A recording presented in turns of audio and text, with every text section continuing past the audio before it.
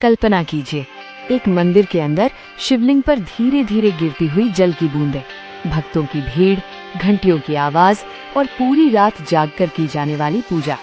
लेकिन क्या आपने कभी सोचा है, शिवलिंग पर जल क्यों चढ़ाया जाता है और महाशिवरात्रि केवल रात में ही क्यों मनाई जाती है?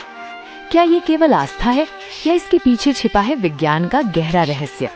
आज हम जानेंगे शास्त्र और विज्ञान दोनों की दृष्टि से महाशिवरात्रि का असली रहस्य। शास्त्रों के अनुसार सबसे पवित्र शिवलिंग माना जाता है नर्मदा नदी से प्राप्त बाणलिंग। वैज्ञानिक भाषा में इसे कहा जाता है क्रिप्टोक्रिस्टलाइन क्वार्ट्ज। इस पत्थर में मौजूद होते हैं सिलिका और हाइड्रोक्साइड। इनकी खासियत है कि इनमें पैरामैग्नेटिक गुण पाए जाते हैं।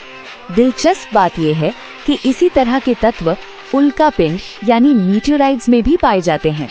यानी शिवलिंग की संरचना पृथ्वी और अंतरिक्ष के तत्वों से मिलती जुलती है। अब सवाल आता है, शिवलिंग पर जल ही क्यों चढ़ाया जाता है? शास्त्र कहते हैं जल से अभिषेक करने से अंतरात्मा की शुद्धि होती है। लेकिन विज्ञान क्या कहता है? जब शिवलिंग पर धीरे धीरे जल की धारा गिरती है तो पानी का प्रवाह लैमिनार फ्लो बनाता है। इस प्रक्रिया में जल की सूक्ष्म बूंदें हवा के साथ प्रतिक्रिया करके नेगेटिव आयंस बनाती है। यही कारण है कि मंदिर के अंदर खड़े होने पर मन शांत महसूस करता है।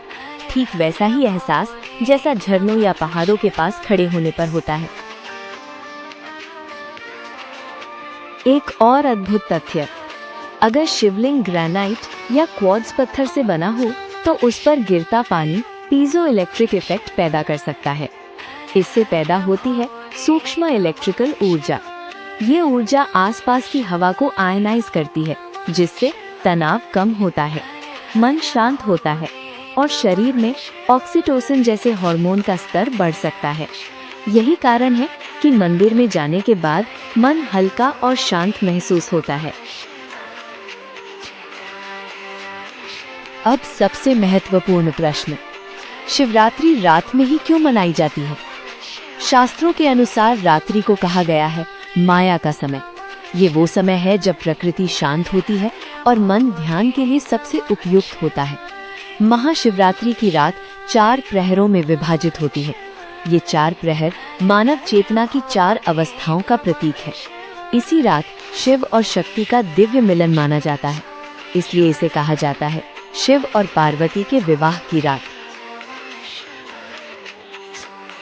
योग शास्त्रों के अनुसार मनुष्य के शरीर में एक ऊर्जा सोई रहती है, जिसे कहा जाता है कुंडलिनी शक्ति। महाशिवरात्रि की रात ये ऊर्जा नीचे से ऊपर उठने के लिए सबसे अनुकूल मानी जाती है।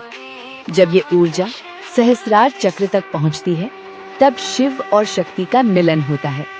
यही कारण है कि साधकों के लिए महाशिवरात्रि की रात अत्यंत महत्वपूर्ण मानी जाती है।